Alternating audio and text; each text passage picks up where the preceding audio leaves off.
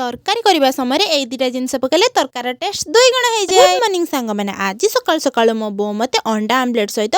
बैगण चटनी और पखाल धरला खाइबा मु पचारे आज एते चर्चा कहीं कहले खा खा मो छुआटा को देमिनी क्या देमी लो खाई सारा मत कह खाइलु पिलु काम कर भगवान मत लांच दौला तो आज थी आम अंडा झोल मत झोसेदेला अंडा झोल करने तो मु प्रथम कड़े तेल दे से पियाज आ प्रथम छेचिक रखिया अदा रसुण पकईदेनी से हलदी लुण आ लंका गुंडा टी पकईदेनी सेगुड़ा टी होगला आपण घर जहाँ जहाँ भी अलग मसला अच्छी पकईदेवे आम घर जहाँ थी मुझे पकईदेनी आ हाँ आज्ञा यहाँ आम लुहा करे से कड़ईटा कला देखा जाऊँगी आपण आपको खराब भावेनि तापर मसलार तेल छाड़ा मुझे गोटे बिलाती काटिक रखी पकईदेनी जो बिलाती सीझीगला प्रथम अंडा आलू जो मुझे सिझेक रखी नी पकईदेनी आईटा हूँ मेन टाइम ये समय अधिका समय कषे ना तरकारी जमा भी टेस्ट उठबनी आ सेकेंड है चुली रांधि आ चुलीर तरकारी रांधले टेस्टा टी अधिक होता है तो पानी फुटी आसला से गरम मसला पकईदे रेडी हो गला अंडा झोल आमर भात सहित खाइबार थिला आपण ए रेसिपी निहाती ट्राए करिवे आ मते कमेंट करी कहबे केमती लागुची।